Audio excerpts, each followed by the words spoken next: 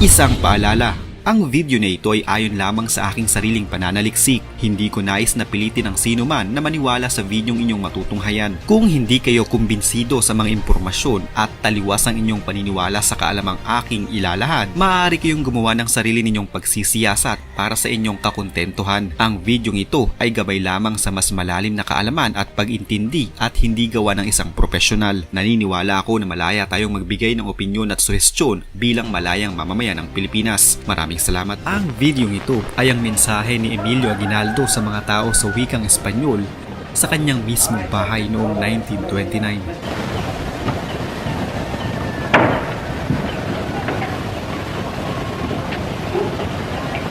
I take pleasure in sending the following greeting to the United States and to the world at large. Le pide usted dos palabras. Diré algunas ideas mías sobre la invención o invento. El aparato que usted manipula es maravilloso porque reproduce la figura movible al mismo tiempo que emite el sonido de la voz. Cuando con el tiempo se perfeccione este invento, el mundo quedará sorprendido ante los cuadros vivientes y parlantes que ello exhibirá sobre el tiempo. La ciencia ha acrecentado el paso acelerado de los adelantos modernos. Por medio de la ciencia conservamos la salud e inclusive devolvemos la juventud a los que le han perdido. La ciencia también ha impulsado los inventos que se dirigen a la destrucción del hombre por el hombre. Estas dos tendencias contrarias todavía nos dicen que la cantidad de la animalidad en nosotros es muy grande. ¿Cuándo podría la ciencia perfeccionar aparatos que reformen y regeneren a los hombres? ¿Cuándo podrá nuestra humanidad decir que va camino de la perfección moral, de la fraternidad de todos los hombres, de todos los pueblos, de todas las razas y de todos los credos? Ito ay ang video ng kauna-unahang national election sa Pilipinas noong 1935.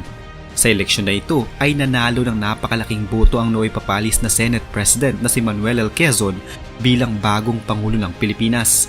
Ilan sa kanyang mga nakalaban noon ay sina Emilio Aguinaldo, Gregorio Aglipay at si Pascual Racuya. Ang kanyang running mate naman sa pagka-vice-presidente ay nanalo din na si Sergio Osmeña laban kay Raimundo Meliza at Norberto Nabo.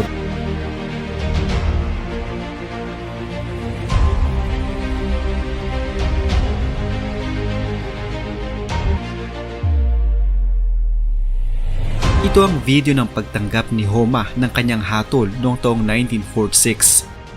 Si General Masaharu Homa ang siyang nagpasimuno ng Death March kung saan nasa halos 10,000 katao ang namatay.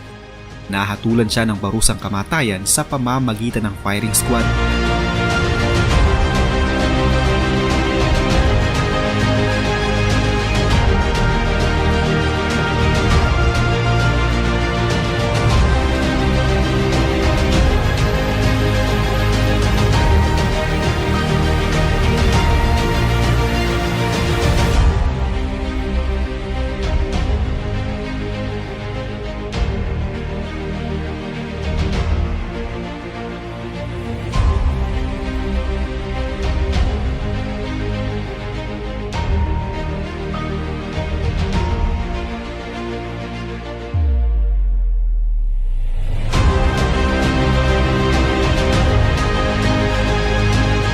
Ang videong ito ay ang paggawa ng damit panloob o lingerie ng mga babae sa Pilipinas noong 1920.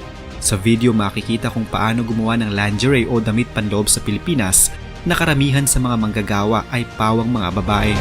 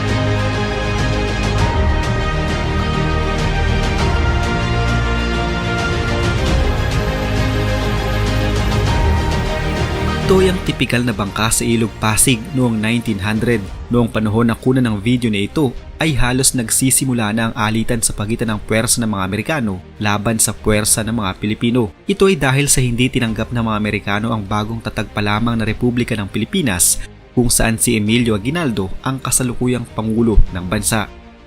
Isang tipikal na araw sa eskolta sa Maynila noong 1903.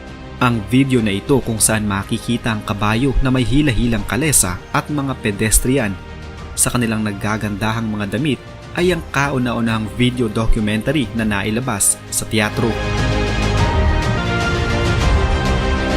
Ang videong ito ay hanay ng mga sundalo sa bundok Arayat sa lalawigan ng Pampanga noong Battle of Arayat, 1900.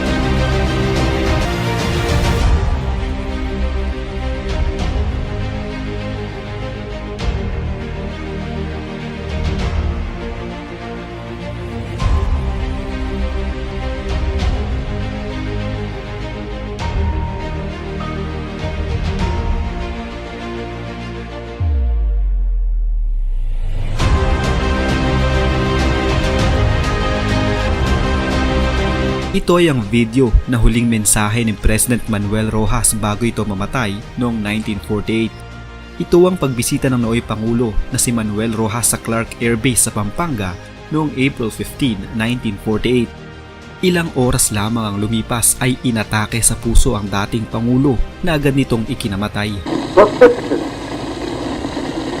This military base of the United States is a the rapid progress in the development of this state have set not only in the world during this hectic day when rumors of war are being spread throughout the earth.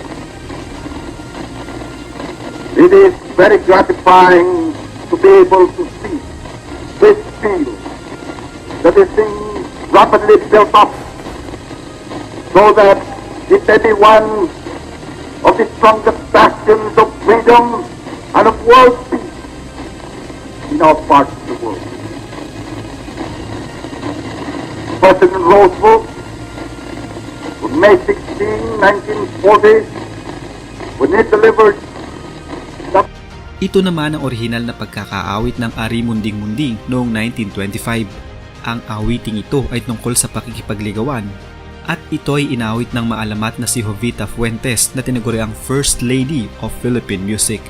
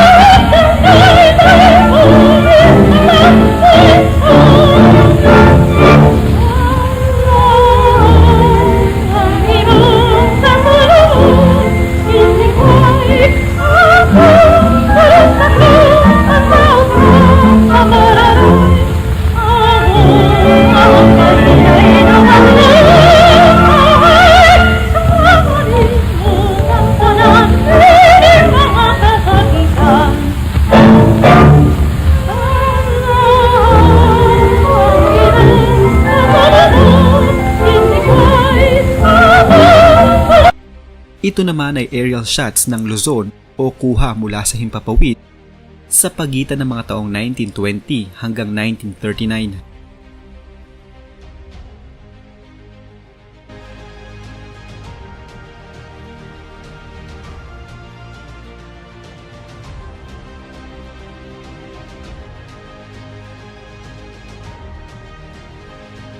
Ito ay ang huli at unang mensahe o boses ni Jose Rizal bago siya mamatay. Patria dorada, unión del sol querido, perla del mar de oriente, nuestro perdido Edén. A darte voy alegre la triste mustia vida.